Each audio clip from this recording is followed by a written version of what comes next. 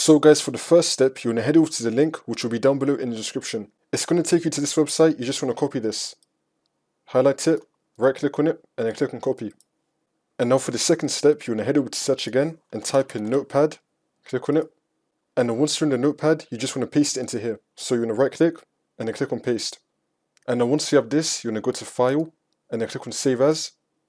We can just save it to our desktop. Now where it says Save As Type, you want to click on this and then click on All Files. Now you can just delete this name right here. You can type in any name you want. I'm just going to type in Credentials. But this is the most important part. After you type in your name, you want to type in .bat.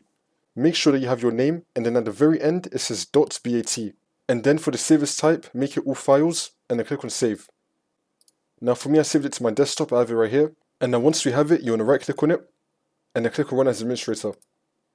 And then click on Yes. And then once we're here, you just want to press any key to continue. I'm just going to do the spacebar. You can do anything you want. And now the credentials are going to be cleared.